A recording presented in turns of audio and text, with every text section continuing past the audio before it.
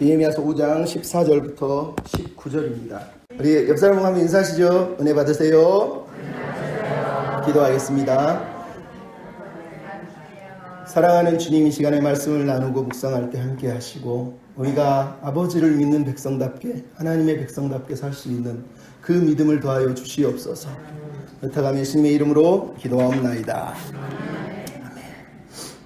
제가 좋아하는 시인, 우리나라 기독교 시인 중에 가수이기도 한 홍순관이라고 하는 분이 있습니다. 그분이 쓴 시가 있는데 한번 읽어드릴게요.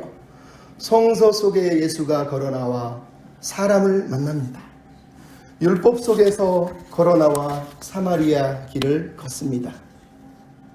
교회 안에 스승 예수를 가두어 두었다면 교회는 제자의 길을 잘못 걸어가는 것입니다.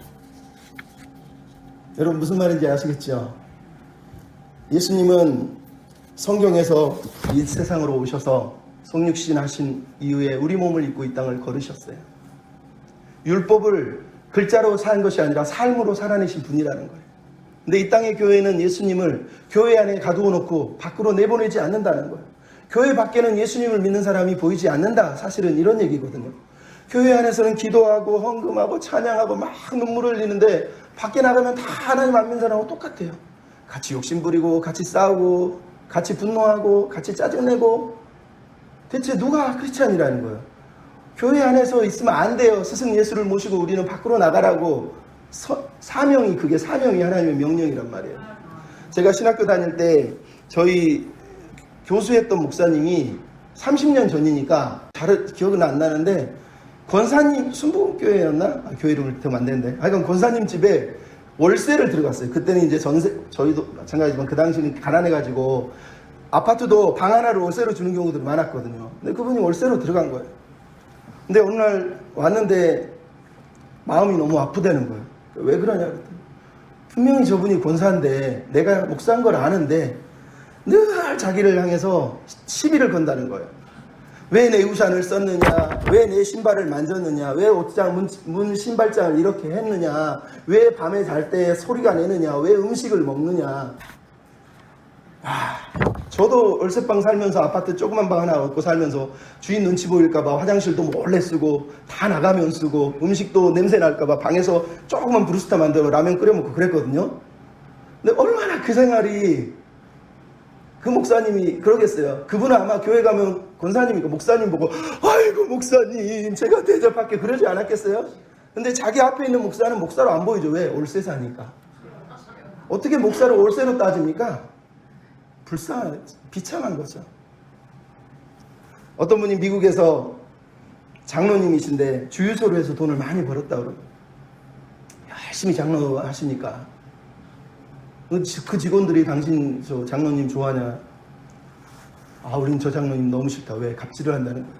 자기는 교회 가면서 주일 되면 자기 혼자 막 차릴 거면서 니네들 오늘 잘해. 돈 많이 벌어야 되니까 준비 잘하고 깨끗하게 하고 준비 다 해. 매일 그러면서 예수 믿는 장로라면서 목사님 오면 어서 오세요. 주유소에 기도해 주세요. 그러면서 직원들 보고 야 너 이 새끼야 왜 그래 뭐 이러면서 막 갑질을 한다는 거예요. 저런 사람 보고 내가 교회를 어떻게 다니겠냐는 거예요. 그럼 슬프지 않습니까? 대체 이게 뭐냐는 거예요. 신학생 중에 어떤 신학생이 시험이 다가오는데 기도를 하는 거예요. 하나님 시험을 잘 보게 해주세요. 잘 보게 해주세요. 너무 기도를 좋아하다 보니까 시험 공부를 못했네요. 그리고 딱 앉았는데 답을 써야 되는데 답이 하나도 모르겠어요.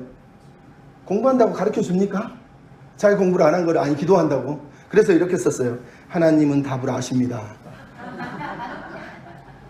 교수가 불렀어요. 야 너 빵점이야. 이거 왜 이렇게 썼어?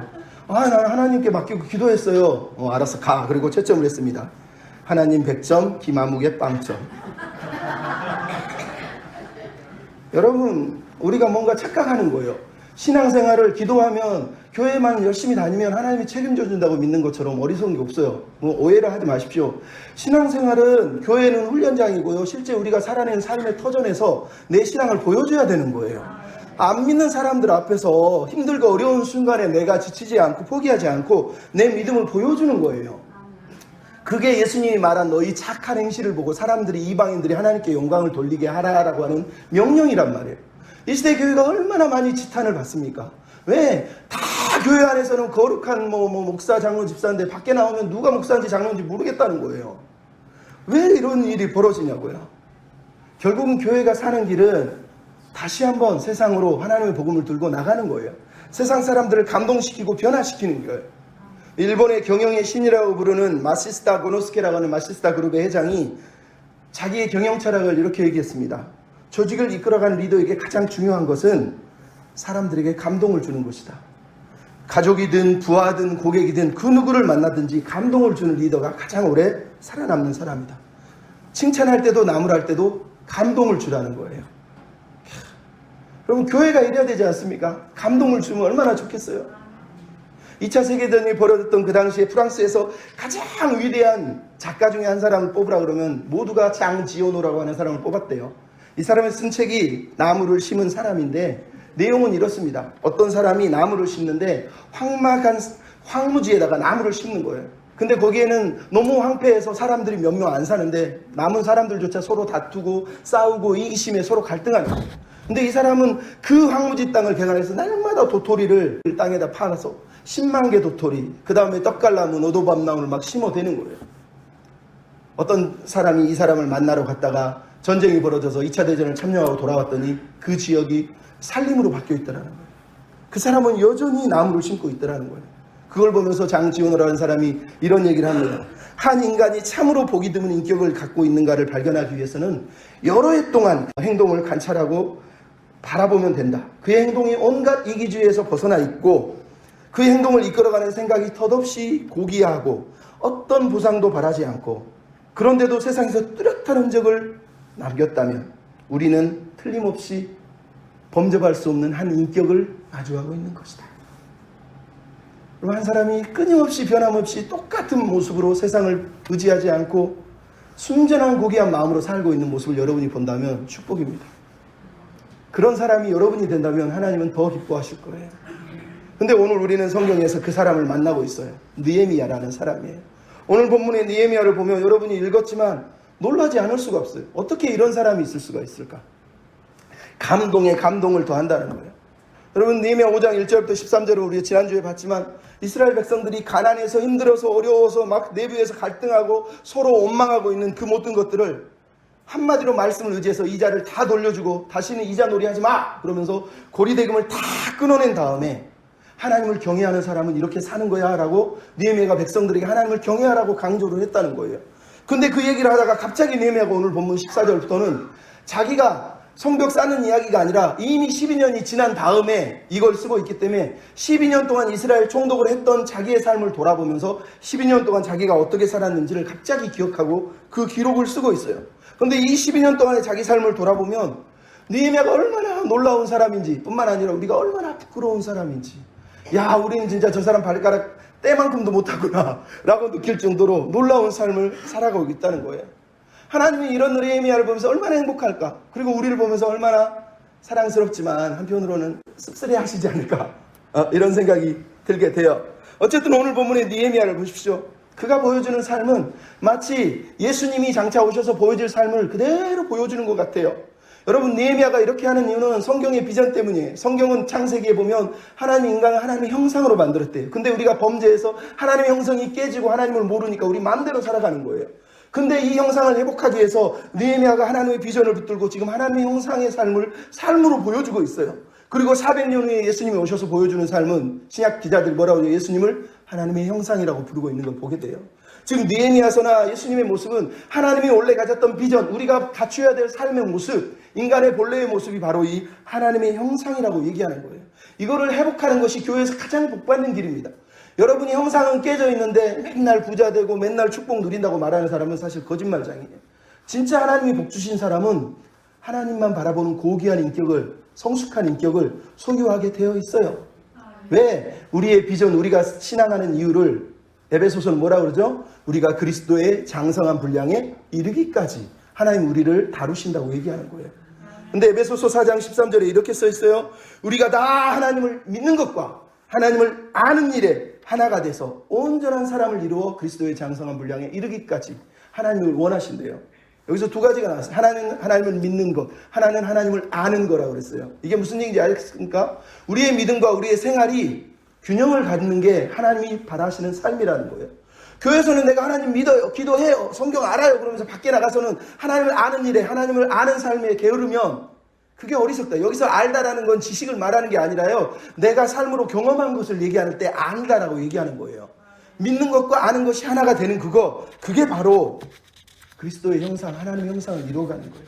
오늘 본문의 느헤미야가 그 삶을 보여주고 있어요. 여러분, 느헤미야가 어떻게 삽니까? 따라서 합시다. 삶으로 하나님을 예배합시다. 오늘 본문 성경의 교훈과 느헤미야 교훈은 똑같습니다. 느헤미야 삶을 보면 신앙생활은 교회 안에 갇혀있는 것이 아니라, 교회 안에서만 있는 종교인이 되는 것이 아니라 교회 밖의 세상 속이 우리의 신앙의 실천의 장소라고 얘기하는 거예요. 여기서 열심히 훈련받았으면 밖에서 그 삶을 살아야 돼요. 세상 속에 거하지만 속하지 않은 사람으로 살아가는 거예요. 세상 사람과 같이 살지만 그러면도 나는 세상 사람이 아닌 존재로 하나님의 대사로 살아가는 거기에 하나님 우리를 두신 거예요. 그래야지 거기서 우리가 신앙이 형성되는 거거든요. 교회에서요, 지난주에 얘기했지만 서로 사랑하는 사람만 사랑해주고, 아이고 오셨어요 형제님 자매님 하면 우리의 인격이, 우리 신앙이 자라갑니까? 저 밖에서 나를 모욕하고 시기하고 질투하고 손가락질하는 사람 앞에서 내가 믿음으로 단련돼야지 그게 믿음이 성장하지 않겠어요? 교육을 왜 시킵니까? 군대도 훈련을 왜 시키냐고요? 어려운 환경으로 계속 몰아가서 이 사람의 인격이 자라가길 원하는 거 아닙니까? 우리의 믿음이 그래야 된다는 거예요. 그래서 로마서 12장 1절 2절 뭐라 그럽니까? 너희는 그러면서 형제들아 너희 몸을 하나님이 기뻐하시는 거룩한 산 제사로 드리라. 너희 몸이 하나님이 받으실 예배라는 거예요. 근데 그 다음에 뭐라고요? 이 세상을 본받지 말고 마음을 새롭게 함으로 변화를 받아서 하나님의 선하시고 기뻐하시고 온전한 뜻이 무엇인지 분별하도록 하라는 거예요.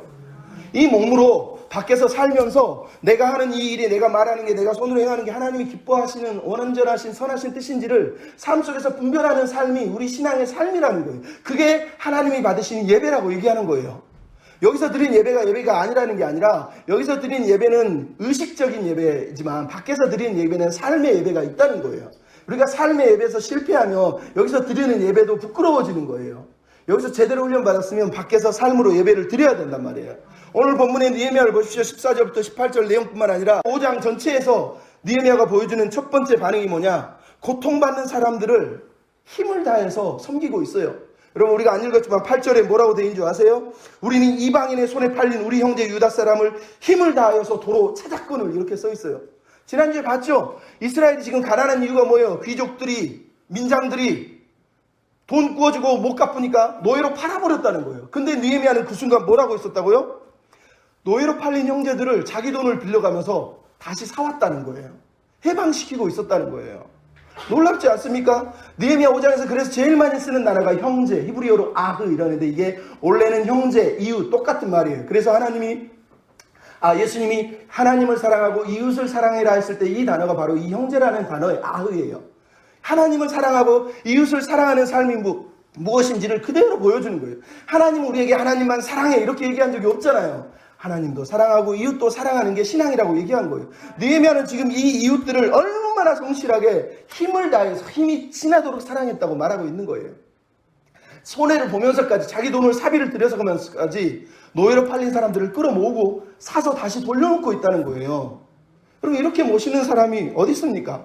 이타적인 거예요. 자기 손해를 감수하고라도 남의 유익을 위해서 뛰어가고 있잖아요. 여러분, 1971년에 유한 양행의 유일한 회장님이 돌아가시면서 유서를 하나 공개를 했어요. 유서의 내용이 잘 아실 거예요. 뭐라고 되어 있냐면, 아들 유일선은 공부시켰으니 혼자 자립해라. 딸 유재라는 고등학교 유한공고 5,000병을 내가 줄 테니까 그걸 잘 갖고서 고등학생들이 마음대로 쓰게 해줘라. 그리고 손자는 공부해야 되니까 내가 졸업학자금만 대준다. 나머지는 다 사회에 한원하십시오. 이렇게 유서를 내고 돌아가셨어요. 놀랍죠? 근데 그 유서를 쓰고 나서 얼마 안 있다가 우리가 잘 알지만 몇 년 후에 현대가에서 현재 왕자의 난이 벌어져서 현대가의 아들들이 서로 아버지 재산 먹기 위해서 싸우고 다투고 있었는데, 그때 유재라라고 하는 딸이 돌아가셨는데, 돌아가시면서 뭐랬냐면 자기가 가꿨던 유한 공고의 그 모든 땅을 사회에 다시 환원을 하고 아버지의 뜻을 받들고 그대로 숨지고 돌아가셨어요. 아버지의 마음을 그대로 이어받았다는 거예요. 이타적인 아버지의 이타적인 딸을 우리가 보고 있는 거예요. 여러분은 우리 현대가의 사람들이 부러울지 모르겠지만 하나님은 아마 요한양행의 이 가문이 더 예쁘지 않을까요? 힘을 다해서 남을 섬기는 이 모습이 하나님이 기뻐하지 않겠습니까? 또 하나 우리가 보는 게 뭡니까? 느헤미야가 모든 사적인 이익을 포기했다는 거예요. 여러분 이 14절, 18절 두 번이나 등장하는 단어가 뭐죠? 내가 총독의 녹을 12년 동안 먹지 아니하였다는 거예요. 여러분 총독들은 총독의 녹을 먹는 거예요. 여기서 녹은 샐러리를 말하는 게 아니라 총독이 누릴 수 있는 모든 특권을 말하는 거예요. 세금, 양식, 포도원, 그 다음에 포함된 모든 이익들을 말하는 거예요. 그는 자기 사재를 털어낼 뿐만 아니라 자기 스스로도 누릴 수 있는 특권을 지금 내려놓았다고 얘기를 하고 있어요. 10절은 뭐라고 얘기하죠? 나와 내 형제와 내 종자들에게 돈과 양식을 혹시 구워줬지만 우리는 이자를 바치기를 그치자. 나도 안 받고 있다. 이 얘기를 하고 있는 거예요, 사실은. 이 말은 느헤미야가 지금 그동안 나는 이자를 너희처럼 받았는데 안 받을 테니 받지 마 이러고 말하고 있는 게 아니라요. 그 사람들은 그 당시에 이자를 돌리면서 그게 고리대금이 그 당시 문화였으니까 이자를 받았다는 거예요. 근데 느헤미야는 자기 종자들도 구워준 사람이 있음에도 불구하고 자기와 자기 종자까지도 이자를 못 받게 하고 받지 않도록 그렇게 살았다라는 거예요. 왜 민장들과 귀족들이 느헤미야의 말을 듣고 알겠습니다. 우리가 이자를 안 받겠습니다. 이렇게 얘기하겠습니까? 만약 느헤미야가 자기는 고리대금 막 받아가면서 니네 이자 받지 마 이러면 말이 됩니까? 누가 그 말을 듣겠습니까? 근데 오늘 본문에 백성들이 뭐라고 그랬습니까? 지난주에 보니까 백성들이 다 아멘 했다고 13절에 나오잖아요. 귀족들, 민장들, 백성들이 다 같이 아멘을 했다는 거. 느헤미야가 그렇게 살고 있는 거예요. 범접하지 못한 인생을 살고 있는 걸 보면서 사람들이 느헤미야의 그 말 한마디에 모두가 고개를 숙이고 있다는 거예요. 그렇게 살아내는 사람 앞에서는 당할 재간이 없는 거예요. 우리가 인격자라고 말하는 사람은 힘이 세고 돈이 많은 사람이 아니에요. 우리는 그런 사람 보고 아이고 좀 부럽네 이럴 수는 있어도 그 사람 앞에 진심으로 고개 숙이지 못합니다. 하지만 아무리 모자라도 가진 게 없어도 고귀한 성품을 가진 사람을 보면 우리는 조용히 고개를 숙일 수밖에 없는 거예요. 삶으로 실천하는 사람 앞에서 우리가 어떻게 이기냐고요. 나보다 더 신실하게 사는 사람 앞에서 우리가 어떻게 버티냐고요. 고개를 숙이는 거예요. 여러분 느헤미야의 당당함은 본인이 그렇게 사심을 포기하면서까지 12년 동안 녹을 안 받으시면서까지 이자뿐만 아니라 모든 걸 다 포기했다고 지금 말하고 있는 거예요. 이런 사람이 하나님이 기뻐하는 예배자라고 우리가 말할 수 있는 거라는 거예요. 하나님을 사랑하는 거예요. 여러분 2006년에 노벨 문학상을 받은 무하마드 유누스라고 하는 사람이 있어요. 근데 이 사람이 왜 노벨 문학상을 받은 줄 아세요? 당시 방글라데시는 빈곤, 기아로 처참하게 무너지고 있는데 이 사람이 방글라데시에 은행을 차렸어요. 그리고 은행의 목적은 돈을 벌려고 차린 게 아니라 빈곤층에게 돈을 구워주려고 차렸대요. 사람들이 손가락질했어요. 이 사람아, 은행의 목적이 뭔가? 이윤을 창출하는 거 아니냐? 이익을 남겨야지. 미쳤다고 방글라데시 그 가난한 땅에 가서 은행을 왜 만드나? 당신 얼마 있으면 망할걸? 그랬다는 거예요. 근데 유누스가 차린 이 은행이요, 극빈층을 대상으로만 소액 결제를 계속 돈을 구워줬는데도 불구하고 오히려 소문이 나가지고 이 은행이 유명해져 버렸어요. 이 방글라데시뿐만 아니라 전 세계적으로 이게 유명해지면서 전 세계에서 노벨상을 평가하는 사람들이 이 사람의 공적을 기려야 된다면서 이 사람 앞에 노벨 평화상을 준 거예요. 여러분 누군가가 이익이 아니라 자기 이권을 위해서가 아니라 누군가를 섬기기 위해서 내려놓고 포기하는 이 모습을 사람들은 감동을 하는 거예요. 그래서 평화상을 주는 거예요. 여러분 이게 느헤미야가 보여주고 있는 모습 아닙니까? 이런 모습들이 필요하다는 거예요. 더 나아가서 오늘 본문의 느헤미야의 모습 중에 가장 놀라운 게 삶에서 하나님을 계속 인정하고 있다는 거예요. 여러분 느헤미야가 삶에서 인정하는 모습을 우리는 지금 14절을 느헤미야가 뭐라고 나는 12년 동안 녹을 안 받았어. 그 다음에 15절부터 시작되는 내용을 보십시오. 이전 총독들, 자기 이전에 총독을 했던 사람들의 관행을 얘기하고 있어요. 근데 느헤미야가 그 관행을 꺼냈대요. 관행이 뭐예요?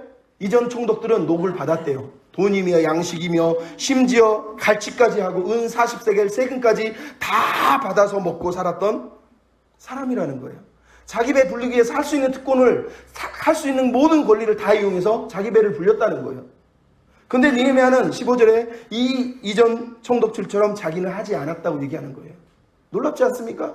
아니 그 자리에 앉아있는데 해도 뭐라 안 할 텐데도 그 할 수 있는 것조차 포기하고 있다는 거예요. 16절은 더 놀라운 얘기를 하죠. 자기와 자기 종자들까지 온 힘을 기울여서 성벽 공사에 함께 힘을 썼다는 거예요. 여러분 4장을 보시면 알지만 느헤미야도 갑옷을 입고 느헤미야도 칼을 들고 삽을 들고 일을 하고 있는 모습을 봤어요. 그 리더가 백성들과 자기 부하들과 종자들과 식구들과 다 같이 백성들과 함께 그 공사장에서 일하고 있어요. 자기 혼자 리더랍시고 야 이래 너 저거 해 너 저거 해 그러고 있는 게 아니라 자기 종자들 다 끌고 가서 일을 하고 있어요. 이 16절에 또 하나 놀라운 단어가 등장하죠. 사적으로 땅을 사지 않았다는 거예요. 여러분 우리나라에서 왜 정치인들을 자꾸 국회의원들을 연주를 달려고 그러죠? 그 사람들 만나면 부동산 어디에 투자하면 돈이 생기는지 그게 금줄이잖아요. 그래서 자꾸 연을 매디려고 그러는 거예요. 근데 최고의 권력자 예루살렘의 총독인 느헤미야가 12년 동안 땅을 한 평을 안 샀다고 얘기하고 있는 거예요. 왜? 여러분 왜 그런 줄 아시죠? 땅은 하나님이 백성들에게 각자의 백성들에게 주신 분량이 지계석을 옮기지 말라는 게 그거예요. 이 땅은 내 땅이 아니에요. 돈으로 사도 안 돼요. 왜? 하나님이 저 사람에게 저 가문에게 준 땅이기 때문이에요. 느헤미야는 하나님이 저 가난하고 어려운 사람에게 그나마 살 수 있도록 땅을 준 건데 그것조차 자기가 사버리면 그 사람들이 어떻게 사냐 이거예요. 그래서 부동산 투기를 안 했다고 얘기하는 거예요. 놀랍지 않습니까? 근데 우리 시대 교회는 가난한 사람들 도와줘야 된다, 선교해야 된다, 구제해야 된다 그러면서 교회가 하는 일이 뭡니까? 맨날 땅 사고 건물 짓고 땅 사고 건물 짓고 저는 도저히 이해가 안 돼요.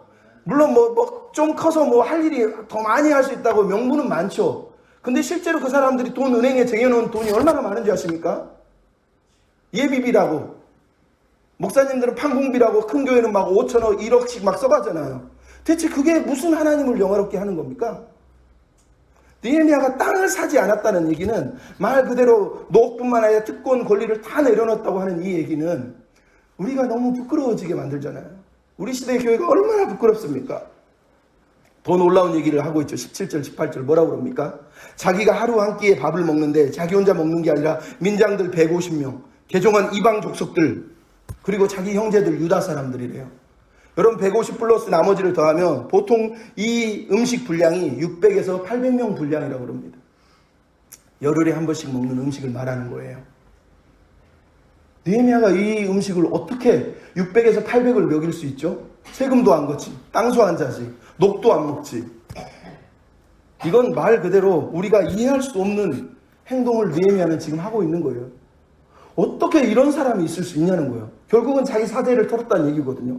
자기 사재를 털어서 가난한 사람들을 끌어서 종된 사람들 데려올 뿐만 아니라 자기 사비를 틀어가지고 이스라엘 12년 동안 공사하면서 이 사람들을 먹여 살렸다고 지금 말하고 있는 거예요.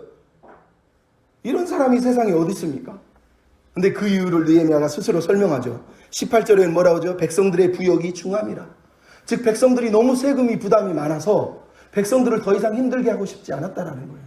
느헤미야는 여전히 백성들을 사랑하고 있어요. 근데 더 중요한 게 나오죠. 15절에 이미 얘기했지만 15절 뭐라고 그러죠? 하나님을 경외함으로. 따라합시다. 하나님을 경외함으로. 하나님을 경외한다는 이 단어 지난주에도 설명을 했지만 이 단어는 말 그대로 하나님을 예배한다라고 하는 예배의 삶이 무엇인지를 삶으로 보여주고 있는 핵심적인 단어예요. 경배는 하나님 앞에 엎드리는 거지만 경외는 하나님을 경공하며 두려워하며 살아내는 삶의 모습을 경외라고 그러는 거예요. 느헤미야가 지금 하고 있는 모든 일의 근본적인 이유는 하나님을 경외하는 거라고 얘기하는 거예요. 경외라는 말은 하나님을 안다라는 단어의 다른 표현이에요. 그래서 여러분 에레미야서 22장에 보면 이런 얘기를 합니다. 당시 에레미야의 22장은 이스라엘이 바벨론 포로로 끌려가기 전에 나라가 망해가고 있는데 요호와김이라고 하는 왕이 백성들을 부역을 불러다가 놓고 뭐라고 그러냐면 자기 이웃을 고용해서 품삯도 주지 않고 집을 짓고 자기를 위하여 백향목으로 창문을 만들고 궁궐을 만들고 그렇게 살았대요. 그랬더니 하나님이 에레미야를 통해서 이 사람에게 뭐라고 그러냐면 네 아버지는 왕이 됐을 때에도 먹거나 마시지 아니하고 정의와 공의를 행하였거늘 너는 어떻게 가난한 사람들의 것을 빼앗고 압제를 하느냐. 네 아버지는 가난한 자와 궁핍한 자를 변호하고 나서 형통하였다. 이게 여호와를 아는 지식이니라. 이렇게 얘기하는 걸 보게 돼요.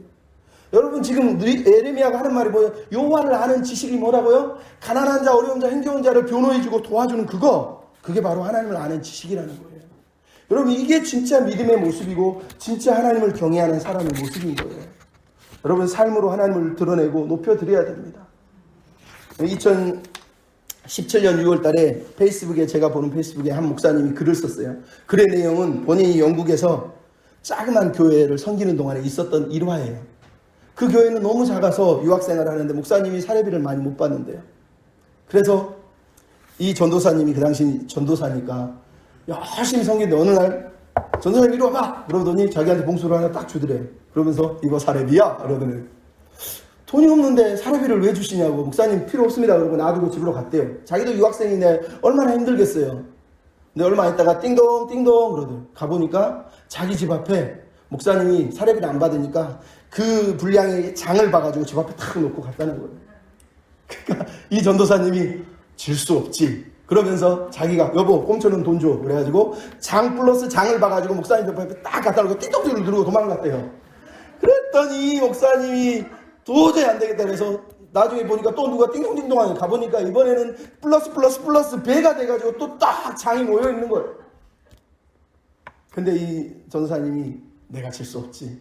이것조차 지면 안 되지. 그러면서 여보 갑시다. 그러면서 마지막 투자를 해가지고 모든 짐을 장바구니를 싸가지고 목사님 집으로 탁 걸어가는데 목사님 문 앞에 딱 서 있더래요. 그러더니 전도사님 그 마음 알아.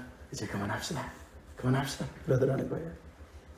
여러분 이 단순한 이야기 여러분 감동이 안 됩니까? 너무 감동되지 않습니까? 그리고 둘이 앉아서 그날 밤에 저녁을 먹으면서 엉엉 울었대요. 하나님 우리를 사랑하시고 우리를 지켜주세요. 어렵지만 힘들지만 서로 욕심 부리는 게 아니라 서로를 섬기려고 하는 이 모습이 얼마나 하나님이 기뻐하는 마음이냐고요. 여러분 이게 우리가 하나님을 믿는 사람의 모습 아니겠습니까? 감동을 주는 사람이 되는 거 그게 하나님 우리를 향하신 모습이에요. 하나님 오늘 우리의 모습 속에서 세상 사람들도 우리의 모습 속에서 감동을 받고 싶으세요. 하나님을 정말 사랑하는 사람은 삶에서 감동을 주게 돼 있어요. 여러분 느헤미야를 가만히 생각해 보시면 여러분 신기하지 않습니까? 그 많은 사람들을 어떻게 다 먹였을까?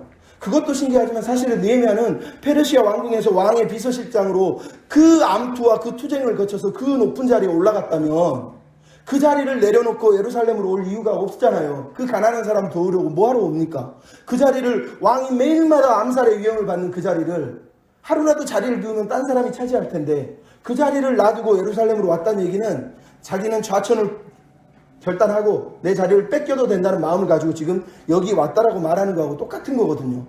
그는 그 고귀하고 높은 자리를 내려놓고 가난하고 힘겨운 예루살렘 이스라엘 백성들을 섬기기 위해서 이 땅으로 내려온 거예요. 근데 내려왔을 뿐만 아니라 뭘 했다고 자기 사제를 다 털어서 600에서 800명이 되는 사람들을 열흘에 한 번씩 먹였다고 얘기하는 거예요. 12년 동안 녹도 받지 않고. 무슨 얘기입니까? 자기가 페르시아에서 왕의 비서실장으로 있으면서 그동안 쌓은 재력과 그동안 쌓은 모든 물질을 가지고 이 가난한 이스라엘 백성들을 향해서 헌신을 하고 있다고 지금 말을 하고 있는 거예요. 자기 걸 다 주고 있다고 말하는 거예요.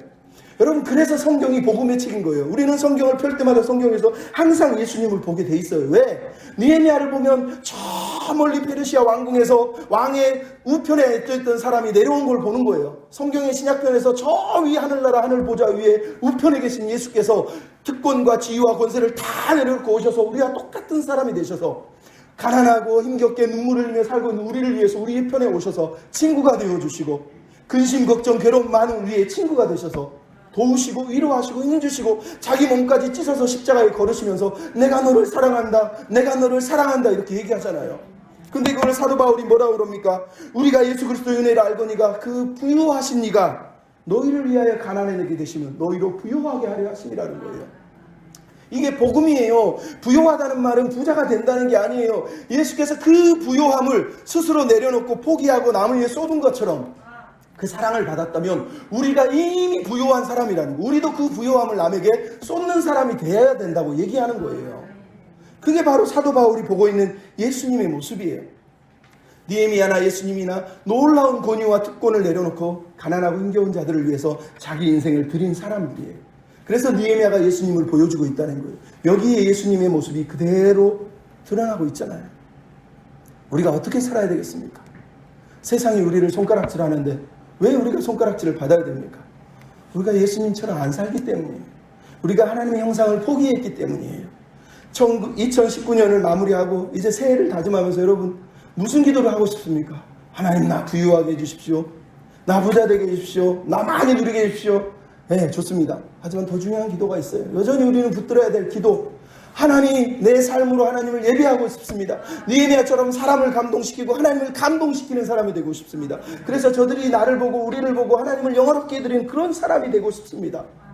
이렇게 우리가 기도하며 나간다면 하나님이 얼마나 우리를 기뻐하시겠습니까? 힘들지만 어렵지만 포기하면 안 됩니다. 주저앉으면 안 됩니다. 왜? 우리가 하나님의 자식이지 세상 자식은 아니잖아요. 우리가 하나님 나라의 백성이지 세상 백성은 아니잖아요. 뭔가 달라야죠. 어떻게 다를 거예요? 그걸 보여주셔야 되는 거예요. 그걸. 제가 아는 권사님은요, 필리핀에서 20여 년 동안 이민 생활을 하는데 얼마나 힘든지 몰라요. 근데 권사님 장로님 부부가요, 죄 짓는 일을 안 해요. 뭐 술하고 관련된 거라든가 하여간 타락할 것 같은 일을 안 하는 거예요. 그러니까 일이 안 되니까 계속 어렵게 사는 거예요. 사람들이 장로님 이 일 한번 하시지, 권사님 이 일 한번 하시지. 딱 보더니 이거 죄 짓는 건데 안 해요.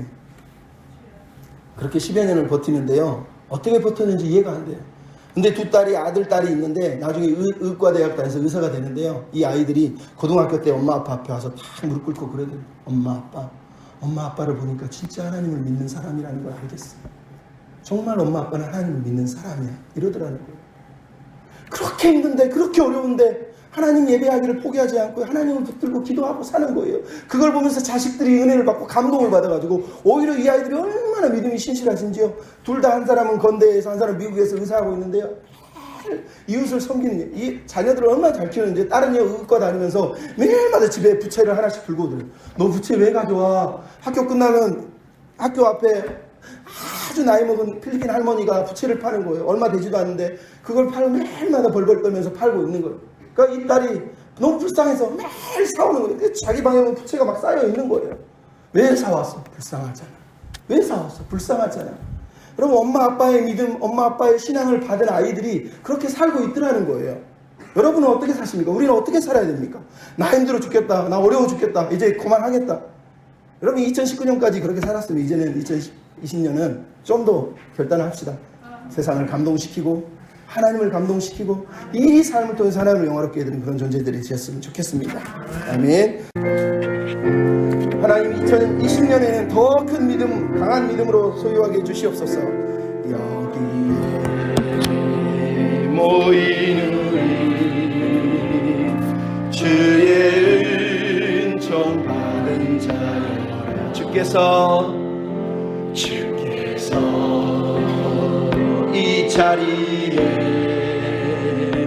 함께 계시는 아노라. 언제나 주님만을 찬양하며 따라가리는 시험을 당할 때도